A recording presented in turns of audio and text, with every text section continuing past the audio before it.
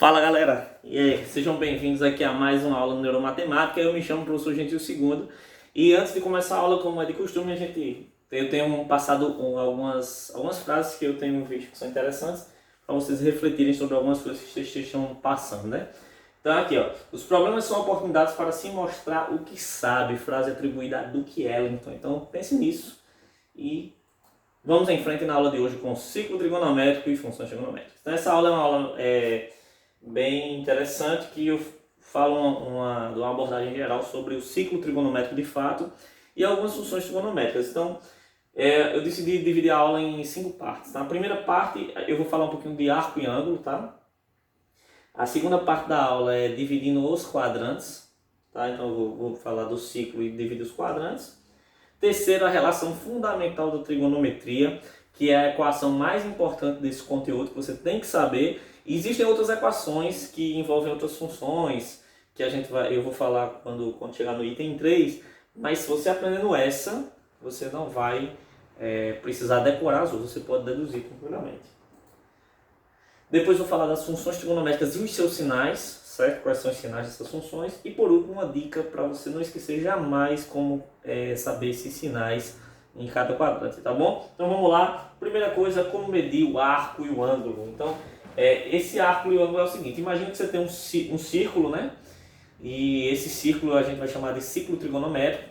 E é um ciclo que eu chamo de círculo de raio unitário, né? Então tem assim o raio dele, que é a distância do centro a qualquer uma das pontas dele vale 1. E esse raio é um raio unitário.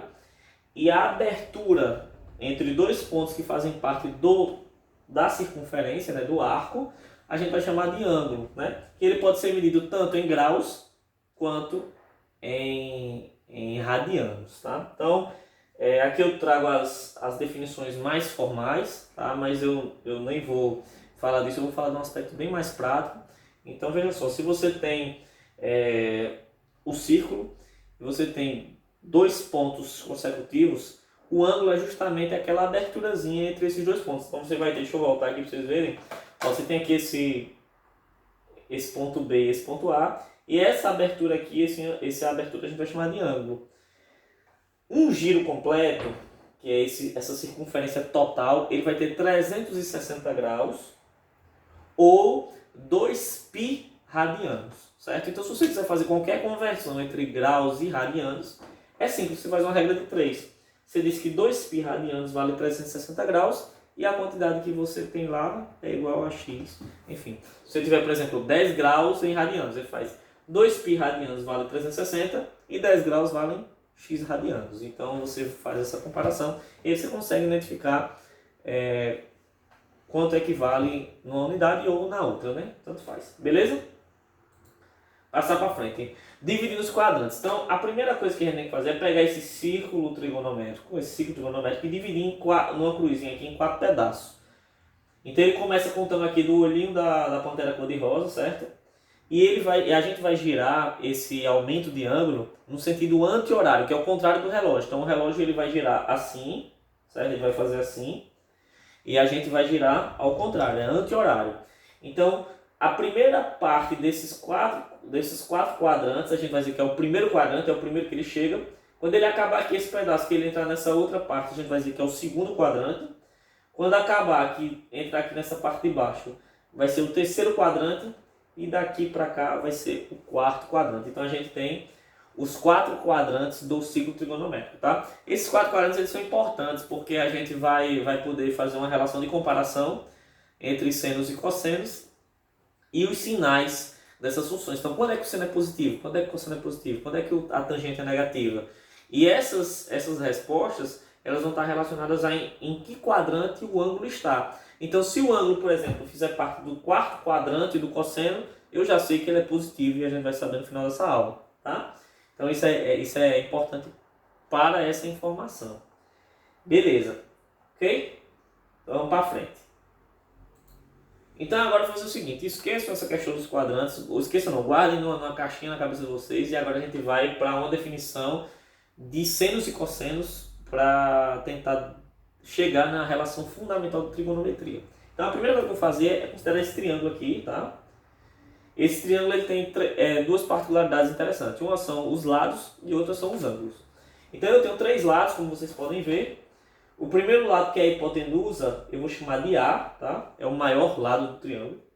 O segundo lado e o terceiro eu vou chamar de catetos. Um é o lado B e o outro é o lado C. Então, está entendido que eu tenho a hipotenusa, que vale A.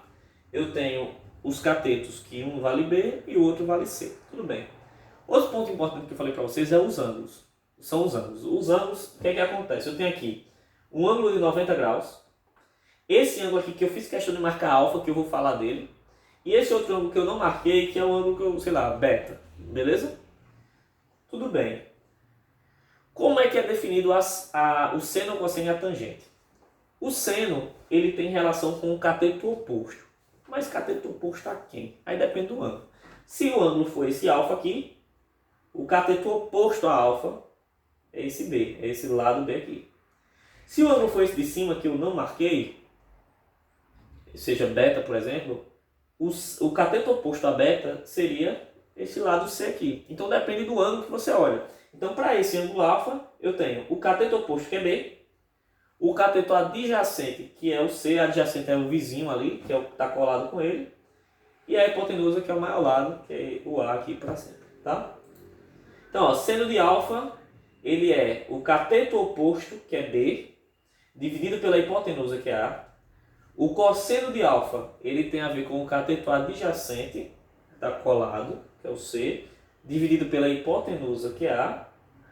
E a tangente é o seno dividido pelo cosseno, que vai ser o cateto oposto, B, dividido pelo cateto adjacente, C. Beleza? Para você não esquecer mais, o cosseno ele tem relação com o ângulo, com o lado que está colado, ó, colado cosseno. Beleza? Aí você não esquece mais. Só que por outro lado, isso aí, pronto, eu tenho aqui o triângulo, então já identifiquei alguns elementos, e tenho aqui as definições dessas entidades, né, que é o seno, cosseno e a tangente.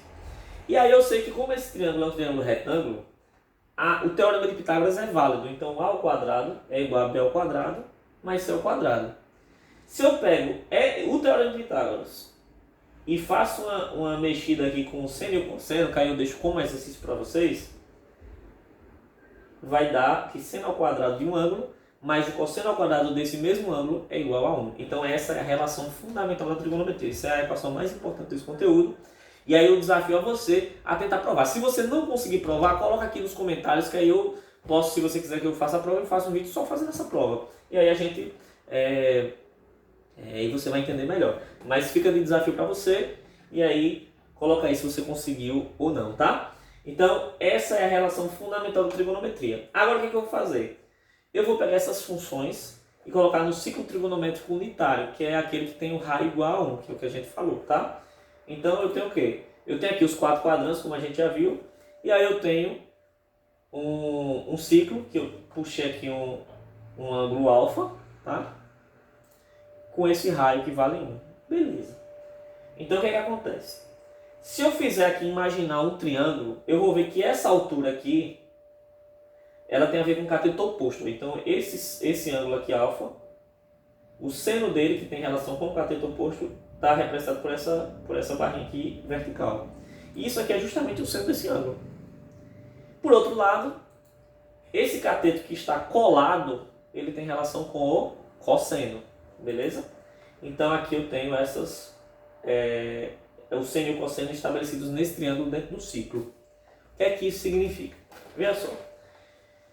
O seno ele tem relação com a altura. Então o seno ele vai estar sempre relacionado com o eixo y. Ou seja, se o y está para cima, o seno é positivo.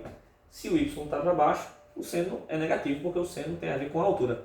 E o cosseno ele tem relação com o x, a distância na horizontal. Então se ele estiver para a direita, é positivo. Se estiver para a esquerda, é negativo, ok? E aí a gente vai para os sinais da função seno. Então eu tenho, como a gente tinha visto, para cima eu tenho positivo e para baixo negativo.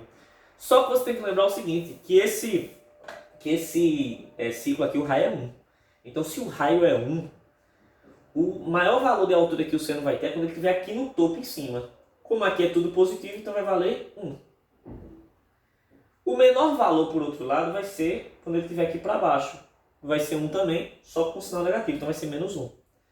E nessas partes aqui onde tem 0 graus, que é nesse lado aqui direito, e 180 graus, que é aqui do lado esquerdo, é a mudança entre mais e menos. É o sinal que o valor dele era negativo e vai virar positivo. Quando eu tenho uma coisa que o valor é negativo e no meio do percurso ele vira positivo, quer dizer que naquele miolinho ali tem um 0.